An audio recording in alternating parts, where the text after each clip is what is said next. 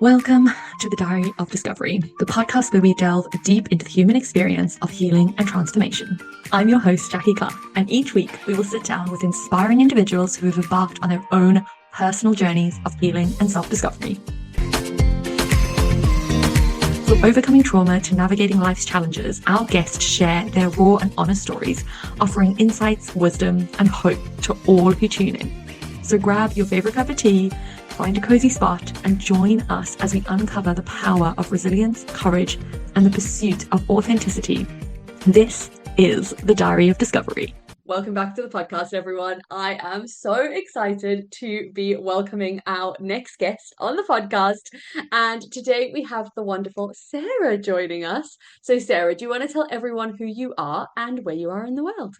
Hi, Jackie. Thanks so much for having me on. Obviously, I'm Sarah Brill, and I am a money mindset mentor, and I am currently based just outside London in Hertfordshire, which today is quite sunny, but not always the case. Incredible, incredible. Okay, yeah, no, the UK is not known for its sunny weather. So, it's so good to have you here, though. And as you know, and all of our listeners will know, we are here to talk about your own personal healing journey. So, we're going to start right at the crux, right at the moment where you realized something was not right, something had to change, something had to be done, and your kind of healing journey started. Could you take us to that moment and give us some context around, your story? Yeah, so if I'm completely honest, which we are being in today's podcast, I kind of feel like all my life I've actually been on this healing journey, quote unquote healing journey. Maybe at times I didn't really know it was a healing journey. And I guess I've always known that I've been a bit of a student and a teacher at the same time. I was always a very curious kid. I always would ask questions. Why are we doing things like this? I used to find school very boring. And to be honest, I never really knew what I wanted to do growing up. Some people, they go to school and they're like, right, this is my career path and I know exactly what I want to do. And I never really had that feeling. And for me, I've been through many seasons of my life where I've been on what I could call a notable healing journey in the sense that I've been self-aware enough to recognize that that was the path that I was on. And I guess in this season of my life, it's actually been probably the last 15 years or so, if I'm completely honest. So it's quite a long period of time. But what brought me to where I am today, working as a coach, supporting people, helping them create their freedom, really started when I myself was living as an expat. So for people who haven't heard my story before, I lived as an expat for over 10 years. And part of that journey, we can start it when I was working in Dubai. And I was working in corporate. And a lot of people say, well, a lot of people move from corporate to entrepreneurship. So what does corporate actually mean? And I worked in many different industries. I've worked in media, I've worked for media houses, agencies, business development, sales, like, as I said before, I didn't really know what area or business I really wanted to work in. And I was working in Dubai at the time in corporate. So essentially, I was managing across, I was quite a senior position, and I was managing across the Middle East and North Africa. Lots of different communities, lots of different individuals who were working towards their certifications in the specific business that I was working in. And at the time, I was single.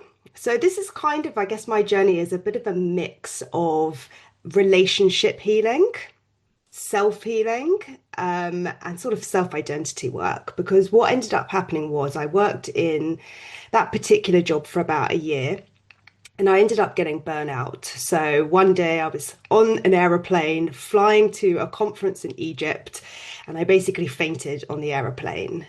And the build up to that point was a lot of stress, a lot of anxiety. I kind of had this thought in the back of my mind like that I'm imposter, which I didn't know was imposter syndrome, and that's what we called it at the time. But I kind of had this maybe feeling that I wasn't quite good enough. I was always asked to go and speak on stage, and I always shied away from it. And at the same time that that was happening, I was going through like a bit of a how can we say, a relationship status that was kind of almost falling apart. So I had a partner that had cheated on me at the time, and I'd sort of found them with another person. So it was all very traumatic at the time. And after this series of events happened, where my relationship kind of broke down, where I was fainting on an aeroplane and I was not meeting my targets at work, I ended up getting fired. And often they say it's like the straw that breaks the camel's back, right? So I moved abroad alone. I'd done this huge life transition, which for anyone that's moved country will know, it's a huge, not only mindset shift, but you're uprooting your life, you know, all your belongings, everything you ever knew, and you're starting completely afresh and understanding how a different culture operates. So I've always been very daring. I've always been quite risky, and I've always done what I want to do. But that doesn't always mean that it's the right thing. And for, I guess now looking back, you know, that kind of led me to where I am now, and I had to learn those things, which we'll touch more on. But that's kind of how my journey started, in this place where I was fired, didn't know what I was going to do with my life. And in Dubai, the difference between Dubai and other countries, for those that don't know, is you have to pay your rent a year up front, and you have to have a visa. So this was about November time, and we're going back now to, oh, it must have been about 2016, maybe. So about 10 years ago. Is it about then? Yeah, it must have been about then. But I kind of was reassessing my life and deciding, right, we've hit rock bottom. You know, I don't have this visa anymore to pay out my rent up front. And so what happens next? So this is how this chapter of my life begins. Oh my gosh. There is so much. Like, it's not just one thing, it's all of the things. And I think like people really do underestimate that thing of being in another country. Like if all of this happened and you were home, it would still all be really big, but you would have the comfort and the support system and the knowledge of the place that you're in. Whereas actually when you're in a completely different country and you're by yourself, it adds another layer of stress that a lot of people, I guess, don't really take into consideration. So, I mean, that's like so many things to have to contend with.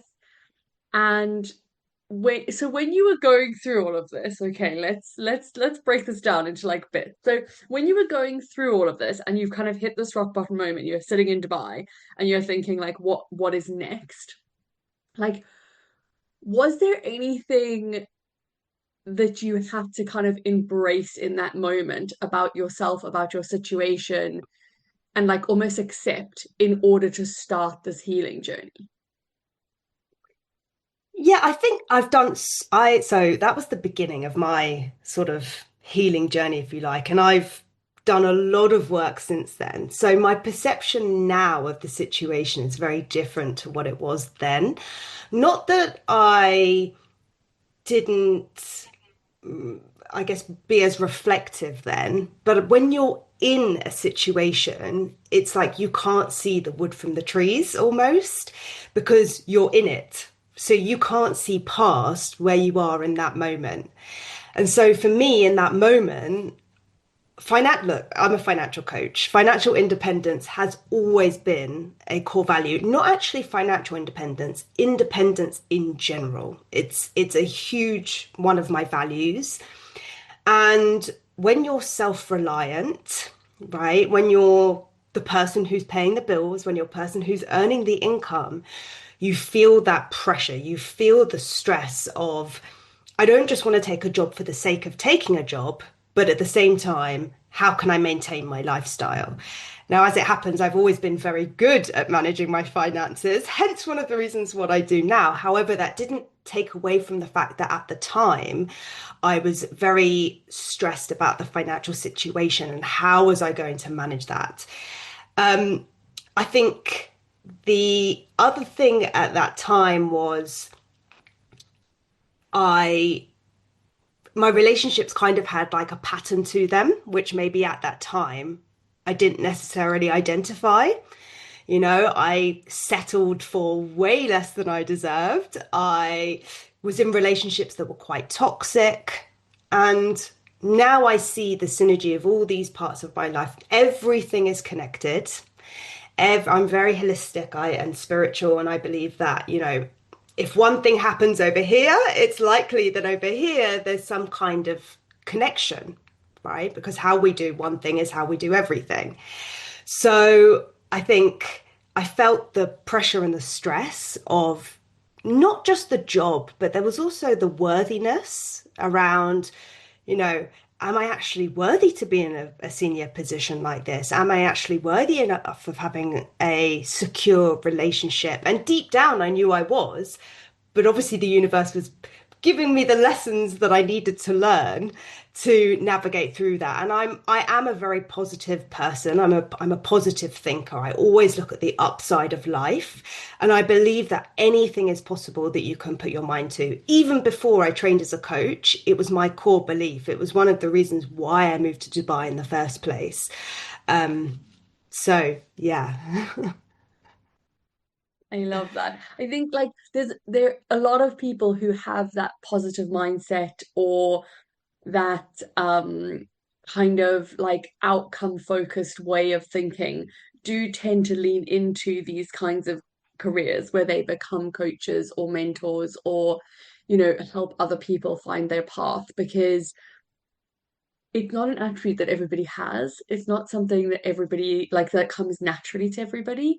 So I do think like it's really amazing to have that as a skill set, like, and be able to use that for yourself, but also for others. So that's really, really cool. And when you were going through, I can imagine sitting in Dubai after all of this has happened, there were moments where it felt really hard.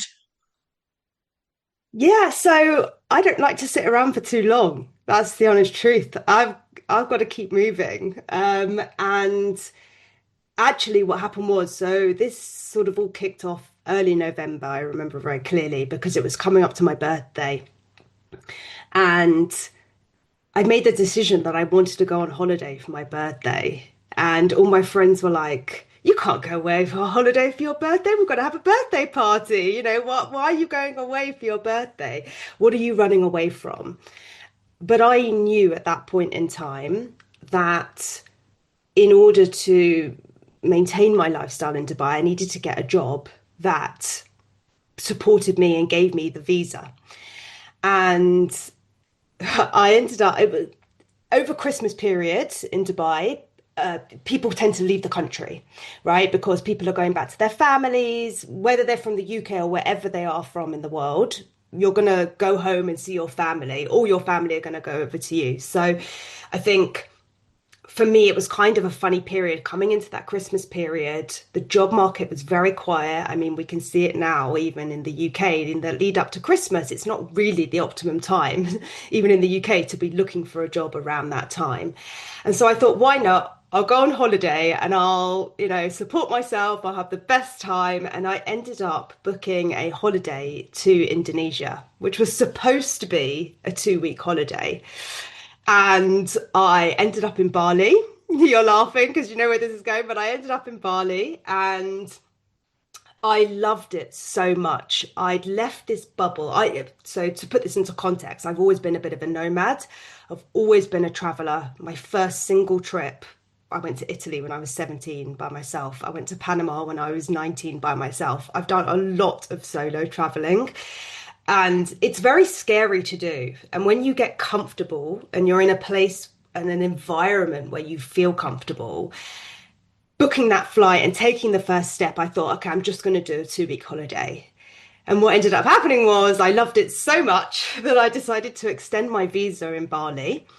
I missed my flight back to Dubai and I did some scuba diving. I'm a massive scuba diver. I love the ocean. I love nature. I'm very much about sustainability and not just understanding humans, but the impact that we're having on the world as well is something I'm very passionate about.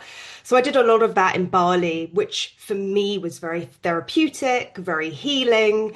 You have no noise when you go diving except for the ocean. So there's no manager in your ear telling you that there's a deadline because you're literally just looking at the fish. And I ended up from there booking a flight to Sri Lanka. And I ended up then traveling Sri Lanka for 5 weeks before I went back to Dubai and made the decision that I was going to move on and sold my car, packed everything into boxes, gave up my apartment, stayed with a friend. And in that period, I was kind of deciding what my next step was going to be. But I knew it wasn't going to be going back to that corporate world and that corporate life after I'd then experienced that freedom of traveling. So, freedom is another value of mine, adventure, all these things are massive values of mine. So, I knew that there was something that I wanted to do that was more aligned. But at that time, I couldn't see the whole staircase. I could just see the next step, which was to pack up all the boxes and put it into storage and then decide what next. Oh, I love that so much. It's like these journeys unfold, don't they? And that thing of being able to just take the next logical step and not have to work through like what is going to be 10 steps or 20 steps ahead. And I think like a lot of people are stuck in that very corporate mindset where corporates are planning 5 years in advance, and there's 10-year mission statements, and there's like all of this structure. And obviously while it works in a corporate world, not saying it's a bad thing, on an individual level, for a lot of people, that's actually really challenging to try and fit into that structure and then like map your whole life around it. So I feel like so many people, when they get this taste of like freedom outside of that structure, they're like, oh, this is nice. We could do this. Like, we could do more of this. But obviously, it's not always as simple, like going from employed to self-employed. Like there are challenges on that journey, even in itself, like without the start of your story. Like there's more challenges I'm guessing that are going to come as we go through the process. But what, like in that moment where you'd like gotten rid of everything, you've got everything in boxes, you're staying with your friend, you're like at that moment where you're like, okay, something's going to change now. Like what do you think your biggest outlook change was, or like belief change was, that made you think, okay, I'm stepping away from corporate now? Like, what was that thought process change? So I don't know if at the time it was anything conscious. I think it was just the feeling. It was just the feeling. And I guess now I am a coach and I am a deep thinker. Sometimes we actually overthink, right? And so the reason why I was able to transform my life so quickly is because I just took action. Like there really wasn't a decision to be made. It was like I went to stay at a friend and I was like, oh, I met this French person traveling and they told me that Myanmar's amazing. I'm just going to book a one-way flight to Myanmar, right? And this was before the situation was going on at Myanmar, but it was still like not the safest place to go. But I really just wanted to go somewhere that was off the beaten track, that I could really have a space where I could like be a bit more introspective, experience a new path of life. And I think as well, when you travel, you meet people who are making it work in ways that you never would imagine. Because when you're around people who are working in corporate, when you're around your colleagues, you're kind of around like-minded thinkers, which is not a bad thing. I have to stress, it's not a bad thing. And for some people, that is your path. For me, that wasn't obviously my path because I just decided, right, we're booking this one-way flight. And I sold off the rest of my belongings and I shipped the rest of my stuff back to the UK. So the decision was actually very quickly made that I was going to go to Myanmar. It was a one-way flight. I didn't know what I was going to do, where I was going. All I knew was I had a backpack, I had my SLR camera, and I had a brand new little, actually, I've got it here because I still use it, a little Sony action camera. Because I wanted to start blogging and I wanted to start sharing my experience. And I guess in another season of my life before that, I'd worked in agency, I'd worked in social media from about 2011, and that was really when Facebook started to pick up. So social media had come a long way from that point, and I'd still worked in agency. So I knew the power at that point. Blogging was quite big. TikTok wasn't a thing. So, but this things changed very quickly, right? But I kind of just took this instinctive approach of, right, I know a change needs to happen. I've got nothing left here for me except a series of toxic ex-boyfriends and jobs that, require a lot of hard work, which is amazing. But in this season of my life, I kind of needed that recovery from that burnout. It was essentially burnout, that I'd gone through. So I just hadn't identified it myself as burnout at that point, except for when the doctor told me it was stress. So I think it took a lot for me to really understand actually what that stress looked like, because for everyone it looks different and we all experience it in different ways and we all respond in different ways. From an outsider, people would tell me you're running away from your problems. Whereas I knew instinctively that there's got to be more. There's got to be more to life. Like, are we really just humans who are supposed to be in school education till we're 18 and working till we're 67? And I didn't want that kind of life. I still don't. I don't conform to that way of living because, having been to Bali and experienced it, having moved my lifestyle, I saw how easy it can actually be. It's easy to change your life. You just have to want to do it enough that you take the action to do it. So, yeah, I don't think there was really much processing at the time. I think it was just me going, oh, Myanmar sounds cool. So why don't I go there? So, yeah. I love that. I think that like sometimes that is the process. Like sometimes it is just going where you go. Like a lot of people, and this goes for business, this goes for life decisions, this goes for like all of the things. The reason that people get stuck and people stay where they are for so long is their inability to make a choice, their inability to make a decision. And actually, by saying there's no decision to be made here, this is just the next right step, you're actually taking out that process of getting stuck in, oh, well, I could do this and I could do that. And, you could have sat for a whole nother year in Dubai going, I could do this bit here, or I could go back to the UK, or I could go somewhere else, or I could. And sitting in all of those like potential coulds and shoulds and woulds is never going to be the thing that actually moves you forward. Like it's never going to be the thing that gets you a result. So I think that in itself is like such a big lesson. And the thing that you said about when you travel, you meet people who do things in a way that you've never like even thought of.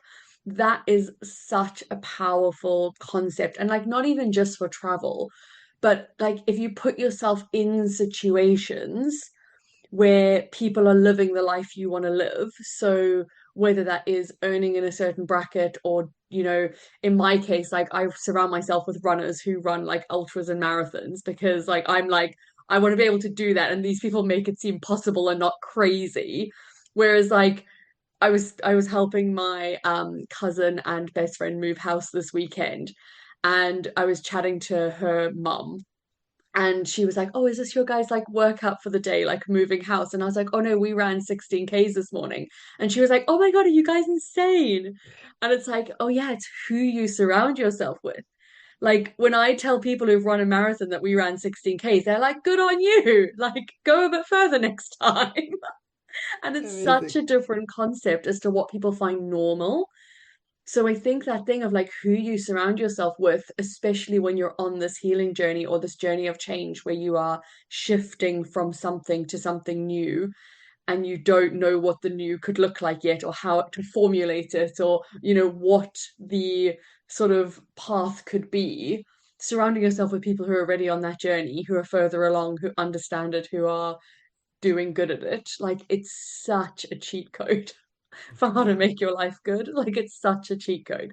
And like as you went on this journey then, so you are traveling, you're going, you're moving around, you're going all over the place, you're having a great time. You're obviously starting to discover how you're going to make money not being in corporate. Yeah. So you've started your blogging and you're like starting to show up in the world in a new way. So what was that journey like then from, Sarah who's just left Dubai to Sarah who is now, back in the UK and working as a money mentor? Like what was that journey? Yeah, so okay, so I didn't end up back in the UK until 2018. So I ended up traveling for a couple of years. And as I said before, I love scuba diving. So after Myanmar, I actually ended up in Thailand on a little island called Koh Tao. If anyone's been diving, you might know it because it's one of the hot spots for diving. It's kind of like the school of diving for the world, or one of them. And I'd met someone diving in Indonesia when I was in Komodo. And they said to me, "You're an amazing diver. Why don't you come and be a dive master?"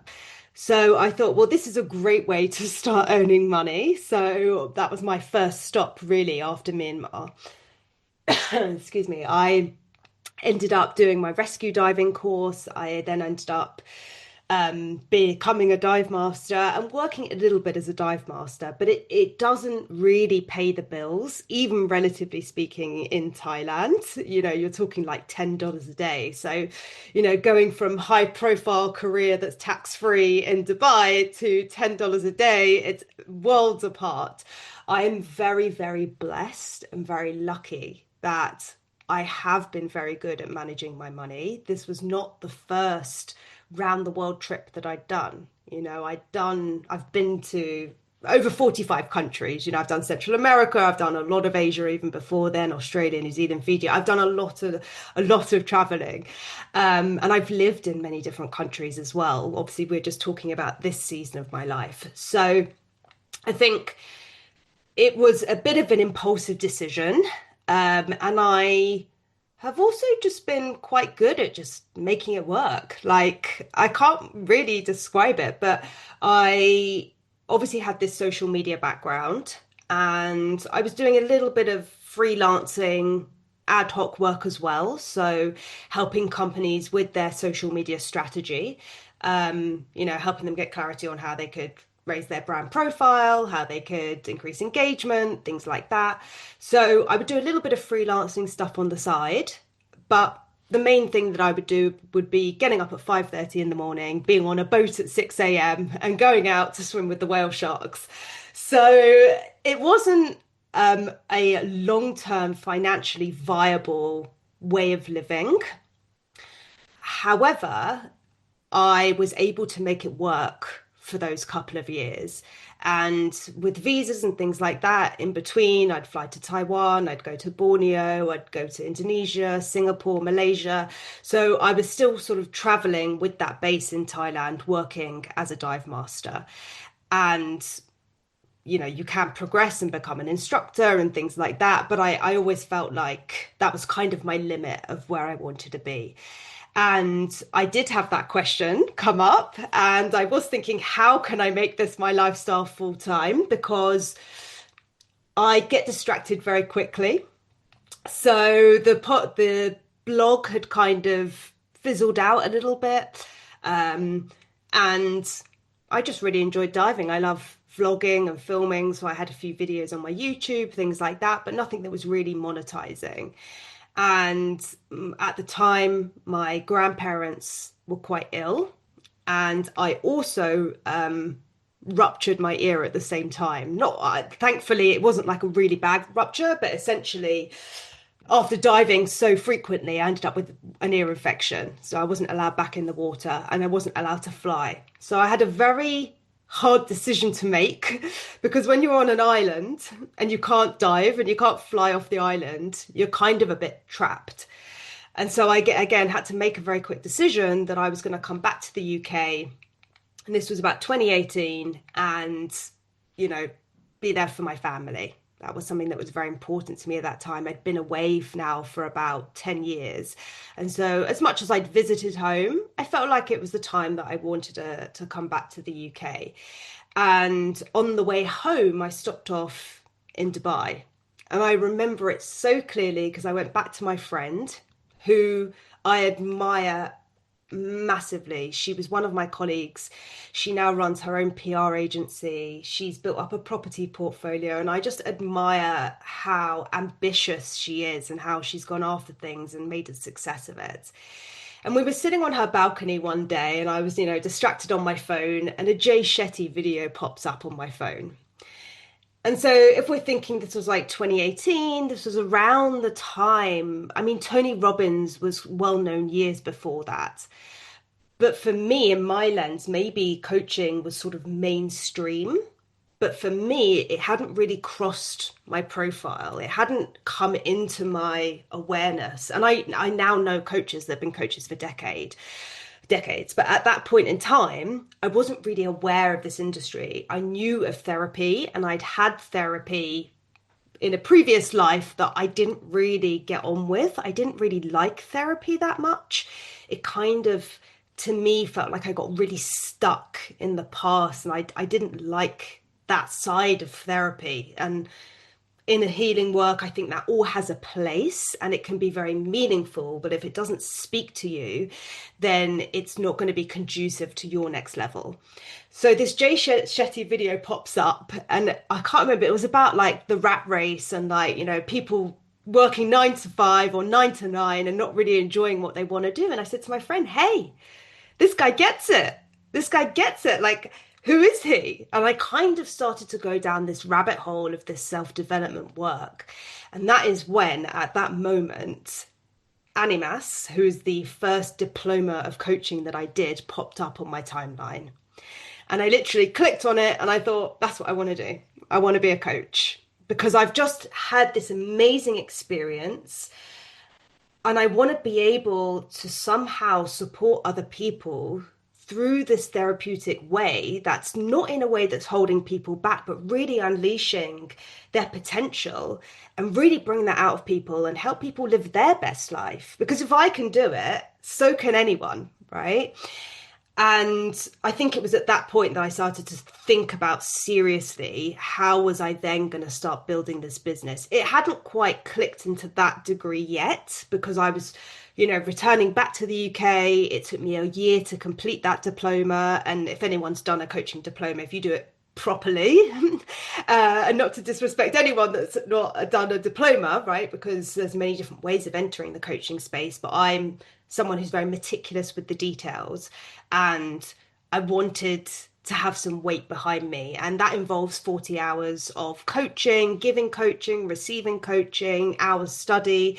So I did it very seriously. I took it very seriously, and for like basically about 8 months to a year of my life, I was practice coaching, low ticket coaching, getting into that coaching space. And well, we all know what happened next because it was 2020 and COVID happened. So that's sort of the next chapter. So yeah, we got to COVID when I had basically just qualified and in that time sadly my grandma had passed away as well, so it was a very crazy time, moving country, getting requalified, figuring out how I was going to do this entrepreneur thing in a time when basically the internet just blew up.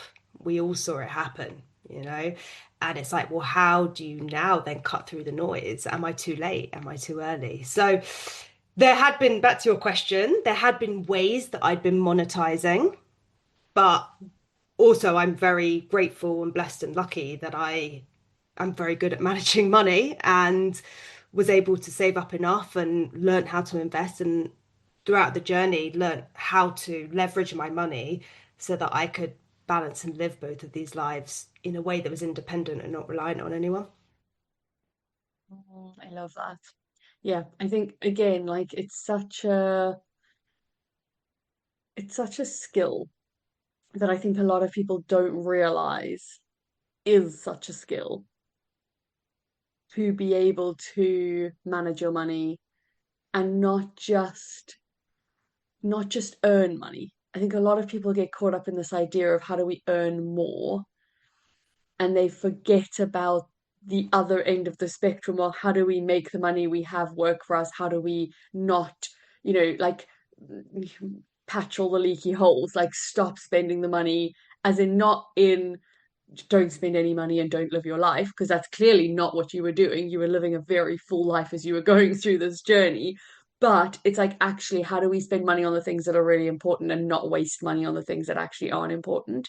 And again, like something that so many people don't realize as they're going on this journey. Because for a lot of people, and a lot of the people that I've spoken to that have gone through this healing journey, it is a massive shift in, like, loads of things are changing. A lot of people have a lot of, financial changes as they're going through this. They leave a career, they start a new career. Like, there is a lot of money attached to the healing process, which again is something I don't think a lot of people realize or give credit to. Like, actually, that in itself, I mean, you will know better than anybody that money can be quite a stress factor for people. And if you don't know how to look after it and you don't know how to earn it and you don't know what to do with it, it can be really, really stressful. So I think actually having that basis probably made this journey easier, and not easy, definitely not, but like I think having that foundation is a really, really great place for people to start, which I think is it's really important. But like, as you were going through, so obviously like COVID hit, we know now that you've been successful, you're here, you're doing the thing, like, which is incredible. But what would your advice be for people who are kind of coming through this journey now, maybe, who are realizing now that actually change needs to happen? You said, like, when COVID hit, like, are we too late? Are we too early? Like, have we missed the boat in the online space? Like, there's so many questions around, like, all of this stuff around starting your own business, or, just healing in general, leaving relationships, leaving like financial stability. Like, there's so much packed into this. Like, what would your advice be for people who are coming into this moment now and saying, like, actually, something needs to change, something isn't right? Yeah, what would that look like? Yeah. So first of all, just to maybe mention, because I think when you're a financial coach and you're helping people create financial freedom, people often are cynical because they don't see financial freedom on a day-to-day basis. And when I lived in Dubai, the culture is very different. People there see opportunity. People there see growth. They are there to not necessarily make money, but live a different type of lifestyle. And I don't know if anyone else has felt this, but it does almost feel like there's a cloud that's kind of rocking over the UK, right? Where like energy is low, morale is low. Um, I'm not saying people are unhappy. I'm just saying that people are feeling the weight of what's going on in the world, the changes that are happening. I now coach in workplaces as well as one-to-one. And the most common thing I get asked is to talk about how to deal with the cost of living crisis, which for me is like a self-fulfilling prophecy. Because if you believe that's the way that the world is always going to be, that's how you're going to turn up and show up in the world. And that means you are going to be stressed. Now, you at that time I didn't understand the difference between active earning. I didn't understand the difference between passive, semi-passive investing. All of these things I had to take further qualifications and certifications after I actually became a coach. It just happened that financial coaching kind of found me on my journey. And people were like, you're a great coach and you're really good at the numbers. And I kind of connected the dots and I was like, actually, I am really good at this and this is something I could help with. But I wouldn't say that that was the end of the journey. It wasn't like I became an entrepreneur and now everything was fixed. If anything, that was the beginning of the next phase of the journey, right? Because when you step into that world, you realize the more you learn, the more you realize you don't know.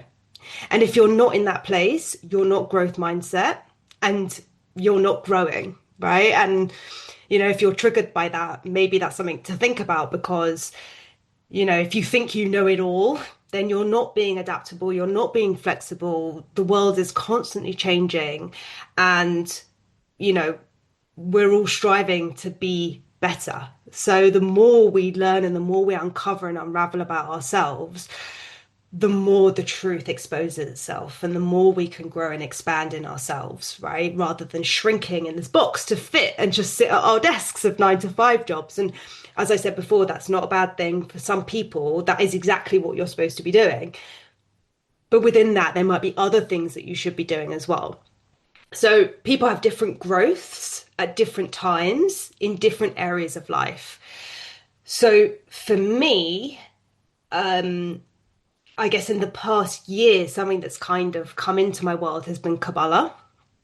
And for anyone that doesn't know, Kabbalah is like, it's mysticism, it's spiritual mysticism. It's understanding the complexities of the universe and how to create more certainty when there's doubt and understanding why things happen, what our purpose is, why are we here? And I've traveled a lot around Asia, right? Like I've stayed in monasteries before. I've heard loads of different ways of speaking about the world.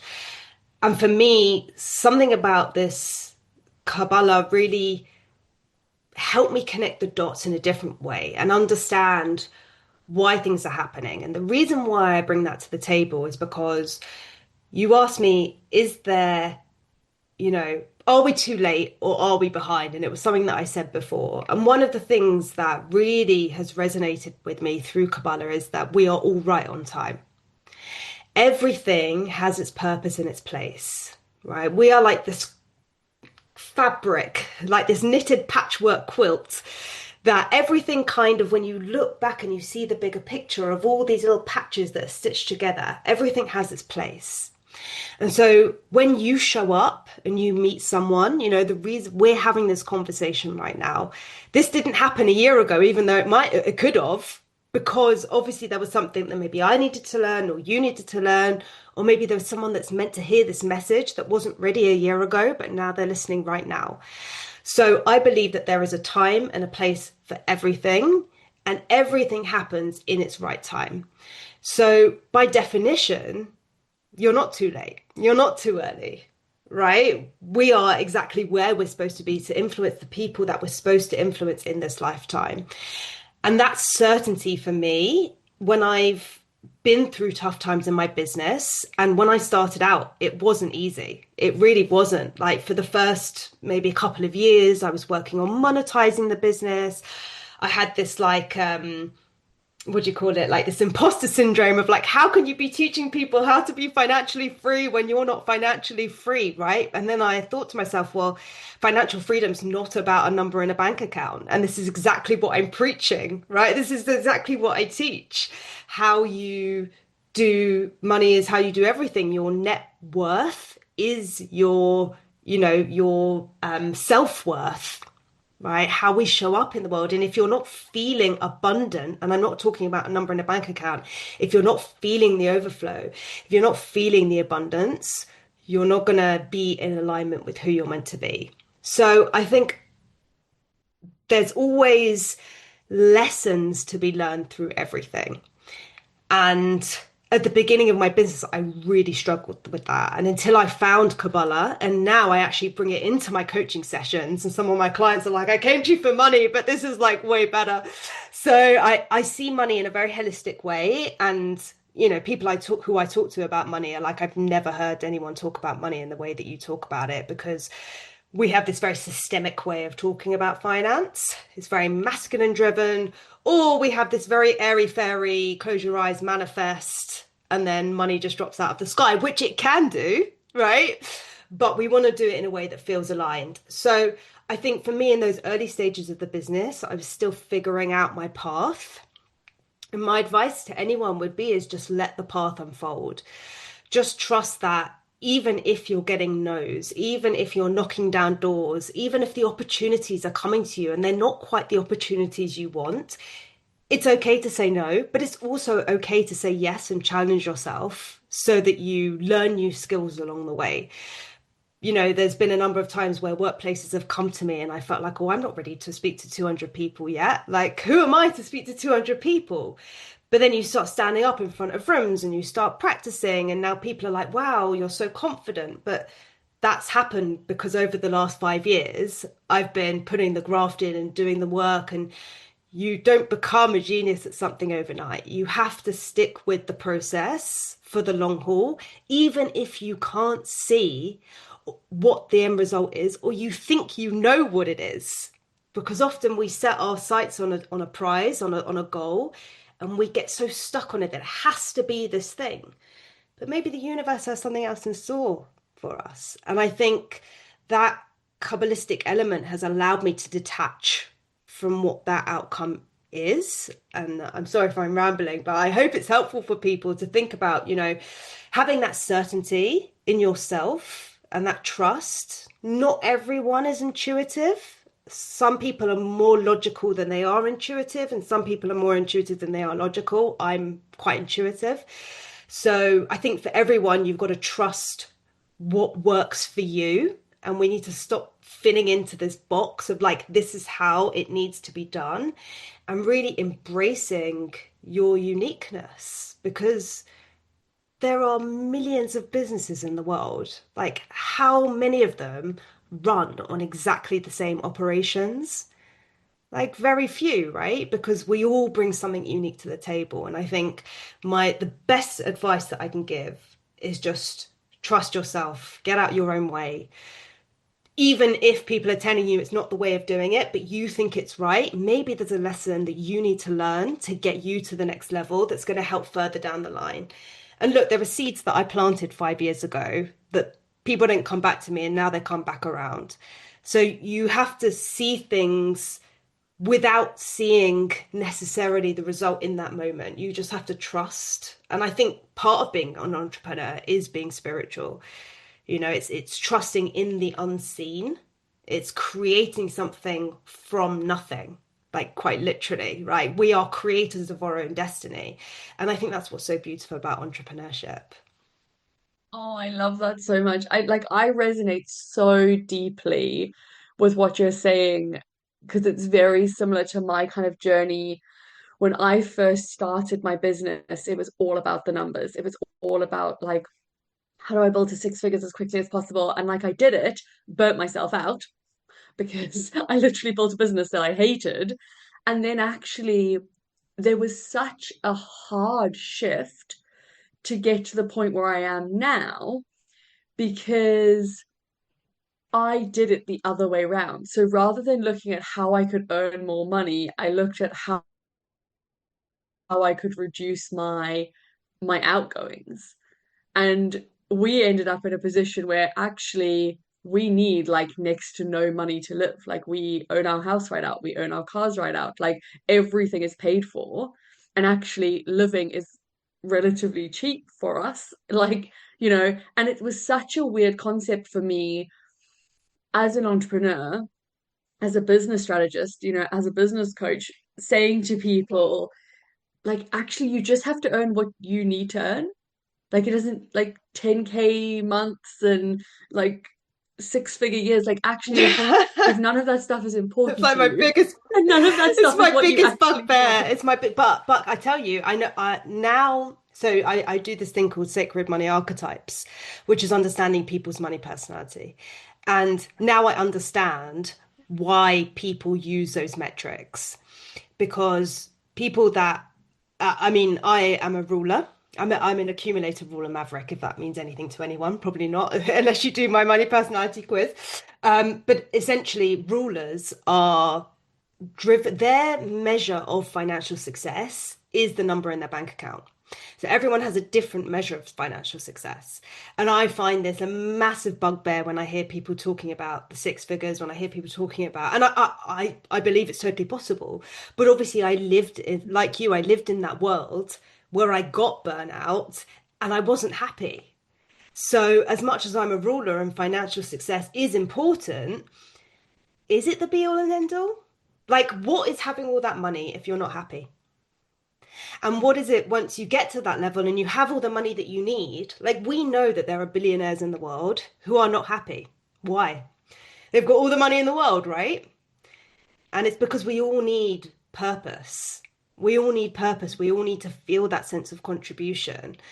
You know, there's so much more to money than literally what is in the bank account, right? And obviously, you know, being part of it is having the practical skills. It's being financially responsible. It's knowing how to leverage our money. That's all education that can be taught. But what can't be taught is that feeling around it and how we actually create that lifestyle for ourselves. Sorry to interject.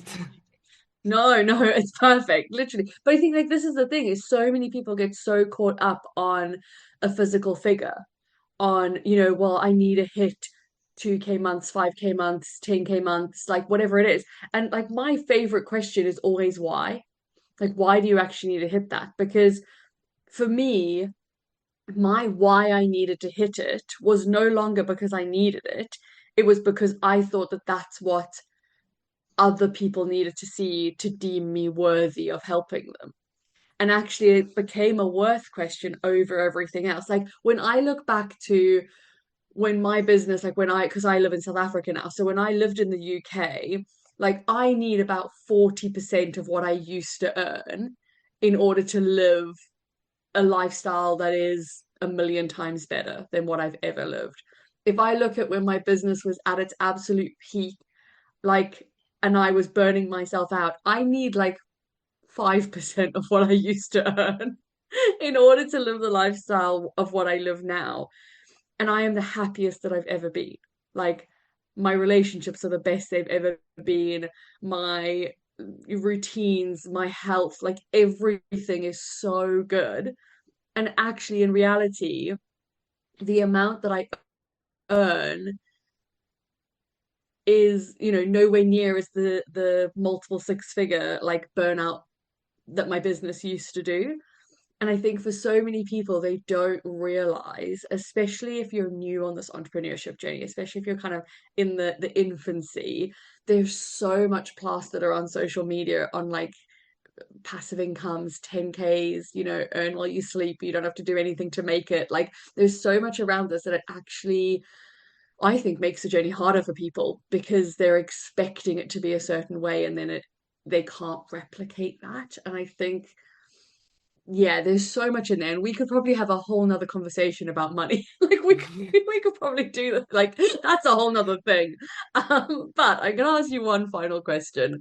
And it's my favorite question that I love asking all of our guests, and that is like, what is your next level of healing? So what is the trajectory now that you're going through, and the next level you're going to? So tell me what that is.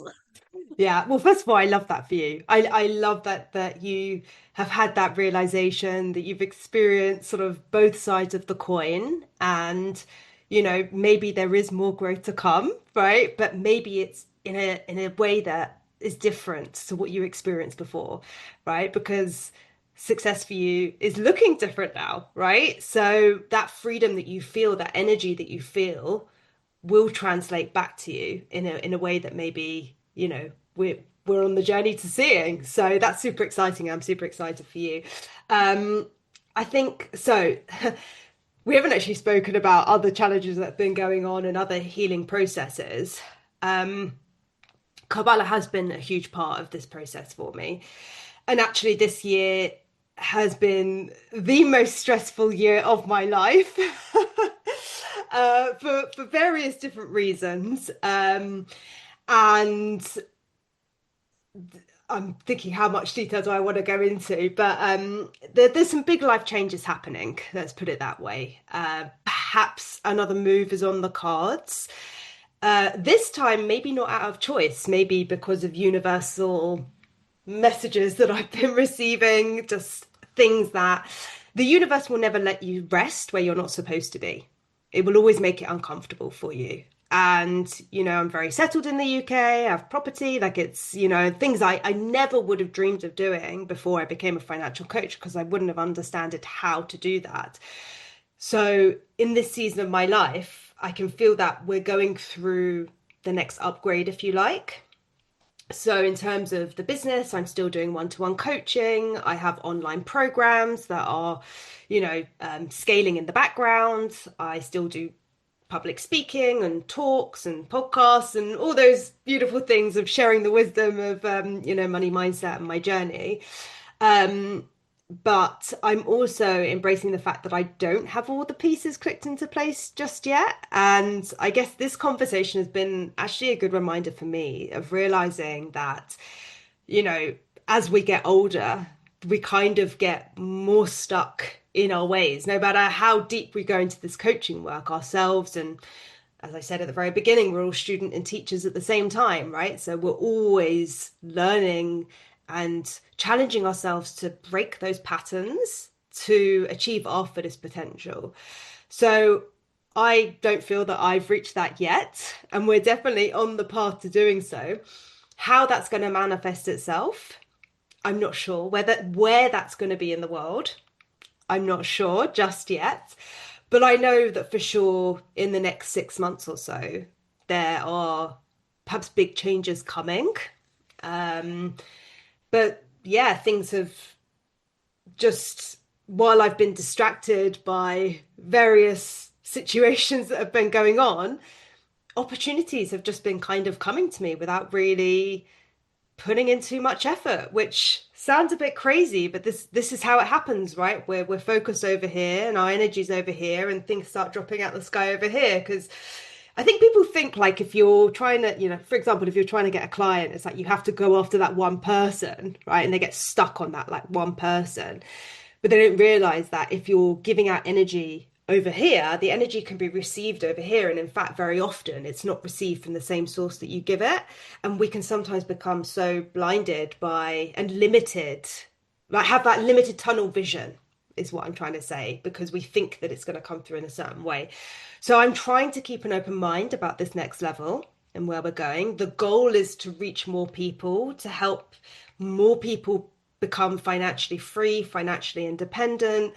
The ultimate goal was always to help people live out their best life and, achieve their purpose, to have better relationships, to live life a bit more, to feel more financially secure. That's always been the goal. And I think it's always going to be the goal. Just maybe the way it happens is going to transform as I develop. So yeah, there's some exciting things to come, I guess, but I don't have the exact answer for you right now. But yeah, a lot of the programs are still there. I'm very much not into wasting money, if you like. I'm very much about being intentional with our money. So, the programs that I offer are very comprehensive. As I said, my attention to detail. I've always been someone who's detail orientated. So that's something that I will always endeavor to do through my work, give people like the highest level of respect and service. But how that shapes itself in terms of the up level. I don't know, maybe next year I'll be speaking to you in person in South Africa. Who knows?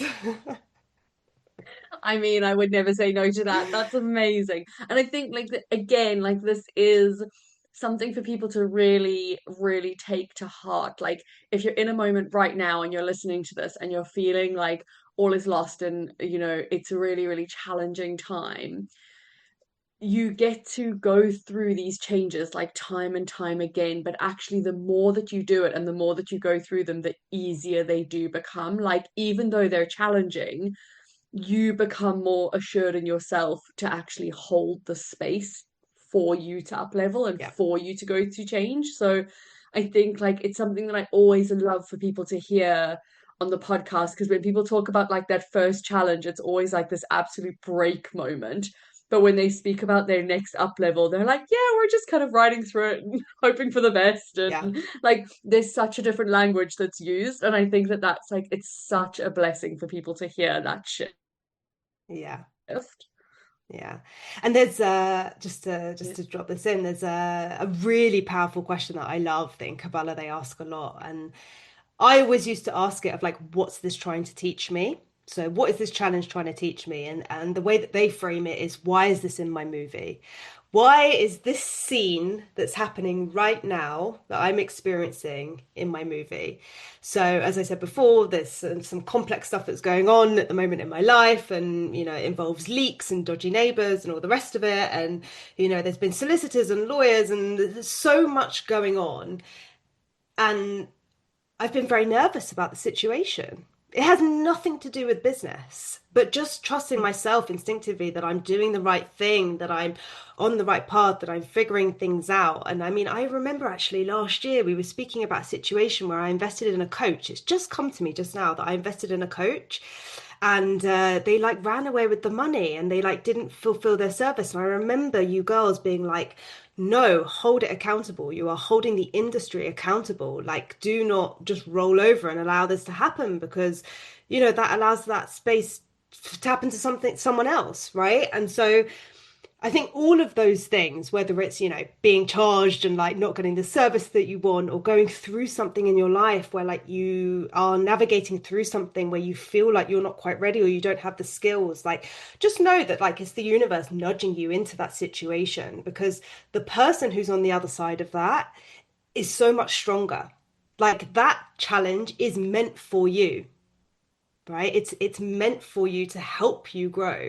And if you're not leaning into that, right, the universe is going to catch up with you either way. Either you're going to be proactive about it, or it's going to find a way to come to you, right? So I think that is part of the identity shift. That is about the self-concept work that we're doing. When you look back at your life and you're like, oh, the person that I was then is completely different to who I am now. Like, who even is that person? And so just trust the process. It's so cheesy, but it's so true. You have to trust yourself. You have to trust your intuition. You have to, trust the path that you're on, in order to become stronger and to build up those skills so that you can be of more service to other people. So, yeah. Oh, absolutely. I love that. Okay, so I've adored this, absolutely adored this. I'm going to put Sarah's Instagram below in the show notes so everyone can go and say hi over on Instagram, which is absolutely incredible. And Sarah, just thank you so much for being part of the podcast, for sharing your story, for helping other people see a new and different way that they can potentially approach their healing. So it's been incredible having you as a guest. Thank you for listening to another inspiring episode of the Diary of Discovery. If you found value in today's conversation, don't forget to subscribe to the podcast and share it with your friends, family, or anyone else you think might benefit from the stories of hope and transformation. Your feedback means the absolute world to us, so please take a moment to leave a review on your favorite podcast platform. Your reviews help us to reach even more listeners and continue to bring this meaningful content to the world. Until next time, remember, your healing journey is valid. You are never alone, and you have the strength to get through this. Keep shining bright, and we'll see you in the next episode of the Diary of Discovery.